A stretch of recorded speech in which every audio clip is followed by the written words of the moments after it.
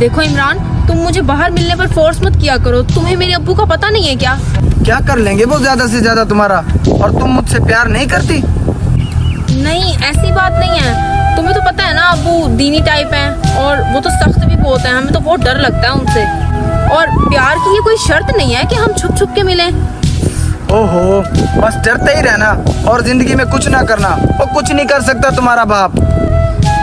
करने को तो वो बहुत कुछ कर सकते हैं, लेकिन मेरा एतमाद उन्हें कुछ करने नहीं देता। देखो, वो हम पर बहुत यकीन करते हैं और तुम मुझे बार बार फोर्स मत किया करो।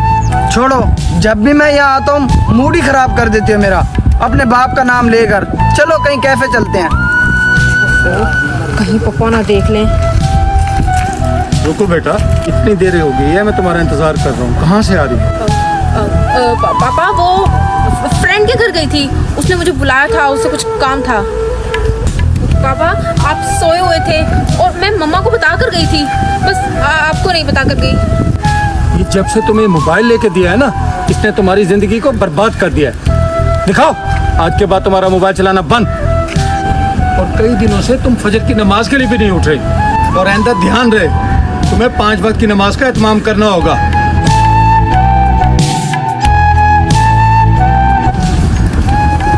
शुक्र है पापा ने मुझे ज़्यादा कुछ नहीं कहा। पर मेरा मोबाइल, मैं मोबाइल का क्या करूं? एक तो इमरान से बात करना भी मेरी ज़रूरी होती है।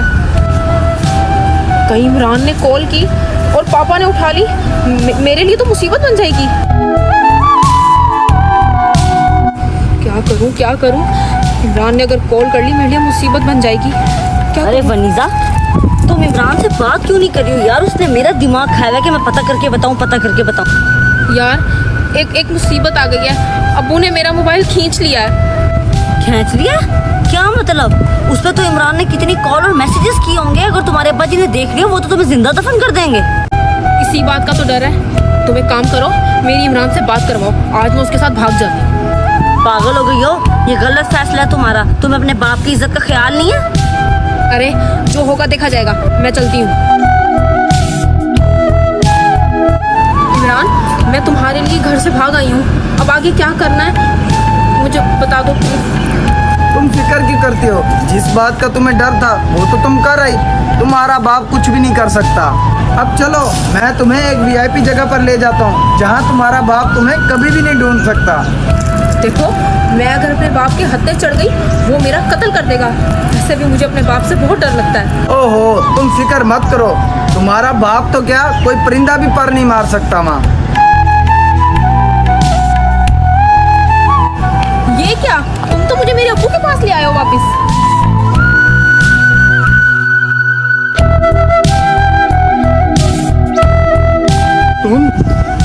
तुम एक गैर लड़के के साथ, वो भी हाथ में हाथ डाले खड़ी हो।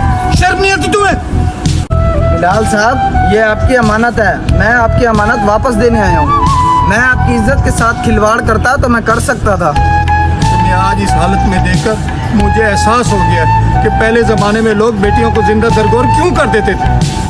अंकल जी, अगर आप मेरी बात का बुरा ना माने तो मैं आपको कुछ बताना चाहता हूँ। आप अपने बच्चों पर इतनी सख्ती मत किया कीजिए, कहीं वो गलत काम करने पर मजबूर ना हो जाएं। अरे बेटा, मैं तो इन पर कोई सख्ती नहीं करता। मैं तो इन्हें बड़े प्यार से रखता हूँ और हमेशा मैंने इनसे जो भी बात की है, इनके फायदे के लिए की है। लेकिन अंकल, आपका लहजा ही कुछ इस तरह था कि ये आपको छोड़कर मेरे साथ भागने को तैयार हो गई। देखिए अंकल जी, अगर बेटी हो या बेटा हो, आपको उन पर सख्ती नहीं करना चाहिए, कहीं वो बागी ना हो जाएं। बेटा, मैं तो इनको दीन की खातिर समझाता हूँ। अगर इनको ये बात मेरी बुरी लगती है तो आइंदा कभी रोक टोक नहीं करूँगा। देखो वनीजा, तुमने अपने बाप के साथ बहुत गलत किया है। तुम्हारे बाप जैसा इंसान पूरी दुनिया में नहीं है। ये जो कुछ भी करते थे तुम्हारे फायदे के लिए ही करते थे। शायद मैं भी कहीं ना कहीं गलत ही था। बेटा, बाप कभी भी अपने बच्चों के लिए बुरा नहीं सोचता। मुझे तुमसे कोई गर्ज नहीं है। तुमने मेरी इज्जत की हिफाजत की, मैं तुम्हारा मशकूर हूँ। नहीं अंकल जी, मैं आपको गलत साबित करने आया था, लेकिन यहाँ मैं खुद गलत हो गया। मैं आपकी अमानत आपको वापस करने आया हूँ। ये लें। अगर मैं इसे ले जाऊँगा तो इज्जत से ले जाऊँगा। बेटा, तुमने मेरी इज्जत की हिफाजत की है। मैं इंशाल्लाह इसका हाथ तुम्हारे हाथ में ज़रूर दूंगा।